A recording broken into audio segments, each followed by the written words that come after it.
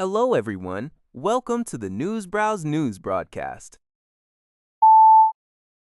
The Canadian press reports on a new supportive housing bill in British Columbia, known as Bill 11, which seeks to address violence and safety concerns within these buildings.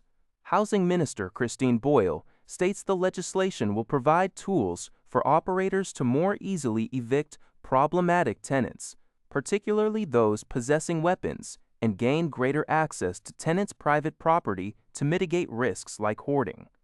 However, the bill faces strong opposition from housing researchers, advocacy groups, and the BC Greens. Critics like Alina McKay and Matt Tarasoff express concerns that the bill's vague definition of weapons and increased eviction powers will erode tenant rights, lead to a rise in homelessness, and merely shift existing problems onto the streets, rather than addressing the underlying issues of poverty, mental health, and substance use. The debate unfolds amidst a reported 12% increase in homelessness in Vancouver since 2023, with evictions cited as a major factor in housing loss. NPR reports that uncertainty persists over the Strait of Hormuz as a ceasefire in the Middle East nears its end. Iran's Islamic Revolutionary Guard Corps announced on Saturday that the strategic waterway had returned to its previous state and was under military control, but only until the U.S. completely lifts its blockade on Iranian ports. This statement followed President Donald Trump's remarks on Friday, where he indicated the U.S. blockade would remain and threatened to resume attacks if a deal isn't reached before the ceasefire expires next week, though he also expressed optimism for an agreement. Separately, the U.S. Treasury Department paused sanctions on Russian oil shipments to alleviate shortages stemming from the Iran war. Meanwhile, European leaders, including French President Emmanuel Macron and British Prime Minister Keir Starmer, met in Paris to discuss securing freedom of navigation in the strait. The conflict's economic impact has been severe, with the IMF reporting significant contractions in Iran, Iraq, and Qatar's economies, and rising costs for energy importers. From Tsingtao, CBS reported on Friday, April 17th, that the next round of face-to-face negotiations between the United States and Iran could resume as early as Monday, April 20, in Islamabad, Pakistan. U.S. officials and informed sources indicate significant progress, with both sides close to finalizing a 3-page peace plan, despite ongoing disagreements on several key issues. President Trump warned that if an agreement is not reached by April 22nd, he will continue to blockade Iranian ports.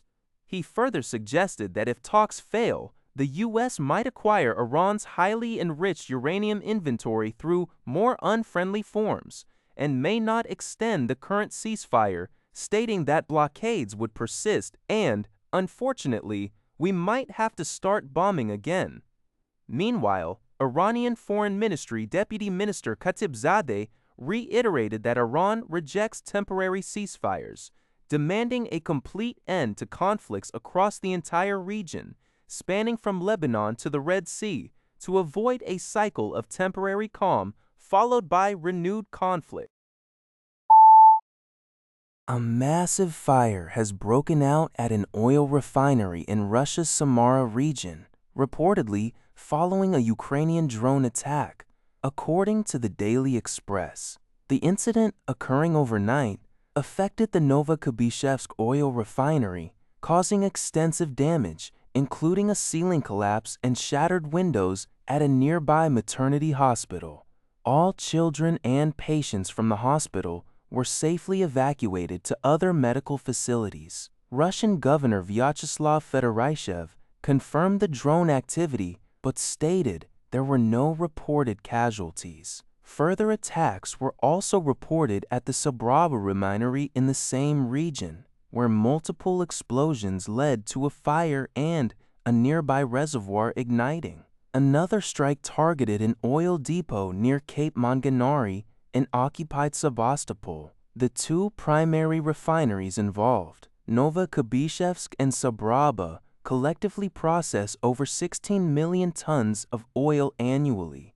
Ukrainian President Volodymyr Zelensky also stated that intelligence suggests Russia is planning to involve Belarus in the ongoing conflict, with road construction and artillery positions being established near the Belarusian border.